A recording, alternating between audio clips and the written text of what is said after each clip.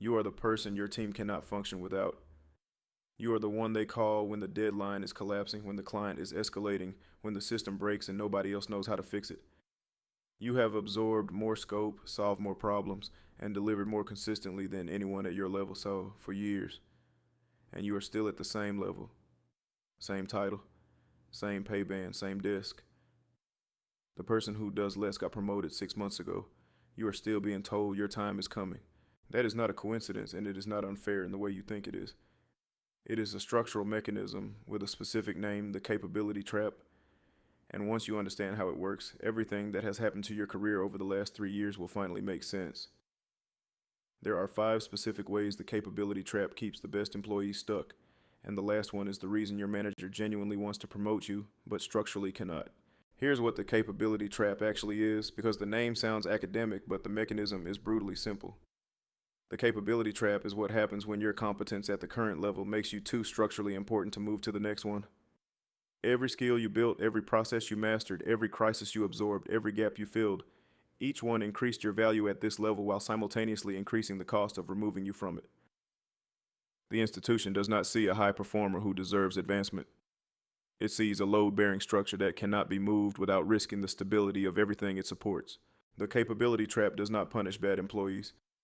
It punishes excellent ones by converting their excellence into institutional dependency and then treating that dependency as a reason to withhold advancement rather than accelerate it. 5 ways this happens, counting down from 5. Trap number 5, your competence trained the system to underfund your role.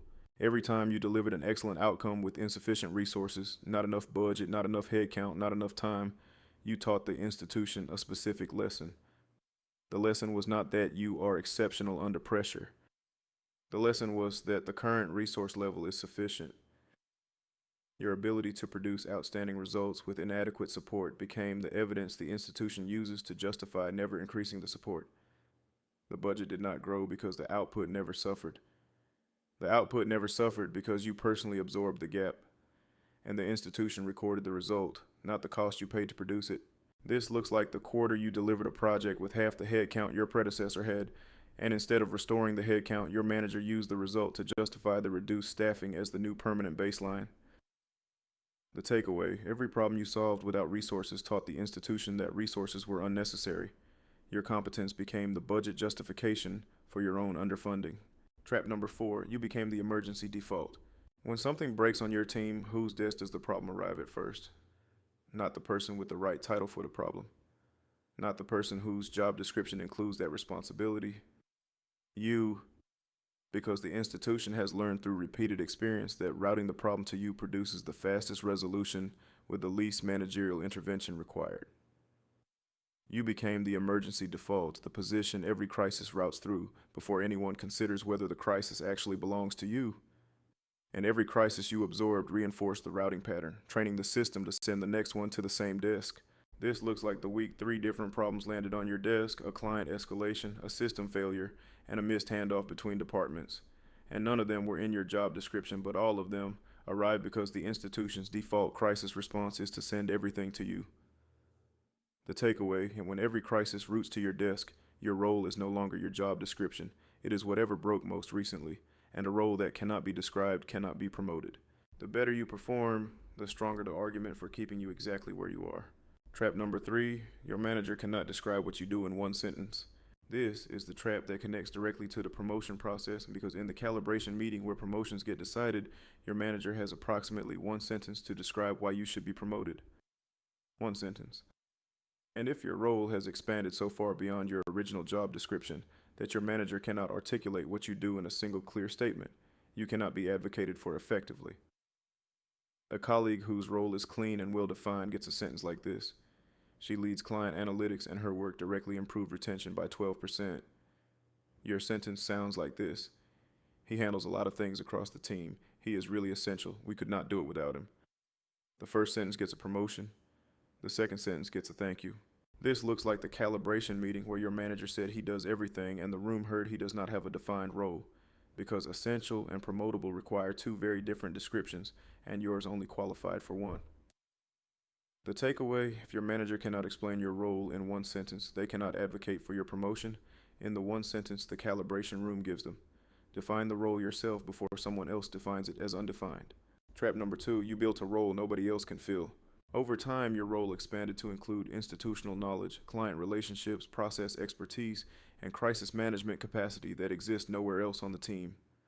You built that role through years of absorbing scope that nobody else would take, and now the role is so uniquely shaped around your specific capabilities that replacing you would require 3 to 6 months of transition and the output would still be lower.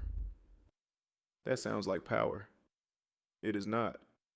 A role nobody else can fill is a role that nobody else can release you from.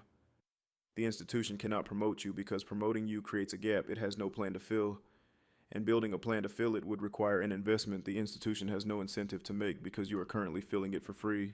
This looks like the realization that the 4 things you do that nobody else can do are the exact 4 things preventing your manager from writing the transition plan that would make your promotion possible. The takeaway, a role nobody else can fill, is not power. It is a prison with a salary attached. The exit from the prison is not doing less. It is making 3 of those 4 things transferable, so the 4th becomes your promotion case, not your containment mechanism. But none of these traps compare to trap number 1, and this is the one that hurts most because it means the person who should be fighting hardest for your advancement is the person with the strongest institutional reason not to.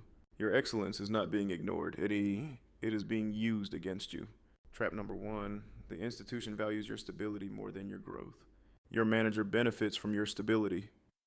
Your presence at the current level means their team delivers, their metrics stay clean, their own performance evaluation looks strong, and they do not have to manage a transition that would temporarily destabilize everything you currently hold together. Your manager is not rewarded for developing you. They are rewarded for delivering consistent results, and you are the reason the results are consistent. Promoting you threatens the one thing the institution measures your manager on, stability of output. So the institution invests in the growth of people it can afford to move and withholds investment from people it needs to stay still. You are the person they need to stay still. This is why your manager says your time is coming and genuinely means it, while simultaneously never creating the conditions that would make it possible. They are not lying. They are trapped in the same system you are, a system that rewards them for your stability and punishes them for your advancement. The capability trap does not just trap you, it traps your manager's ability to advocate for you.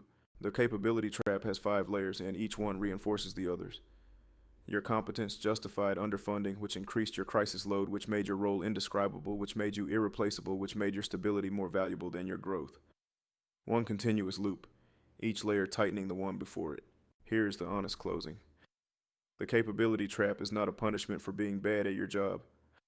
It is the structural consequence of being too good at it in a system that rewards institutional convenience over individual advancement. But the trap has a name now, and traps with names can be dismantled. Start making 3 of your 4 unique capabilities transferable so the 4th becomes your promotion case instead of your containment mechanism. Write your own role description in 1 sentence and hand it to your manager before the calibration meeting. Stop absorbing every crisis and let some of them route to the person whose job description actually covers them. And document every outcome with your name attached so your manager has the ammunition they need to spend their political capital on you specifically. Your excellence was never the problem. Your structural position was, and now you know the difference. The capability trap explains why the best employees stay stuck, but it does not explain why the laziest employees somehow get promoted over them. That is a different mechanism entirely, and I break it down in this next video. Your excellence was never the problem. Your structural position was, now you know the difference.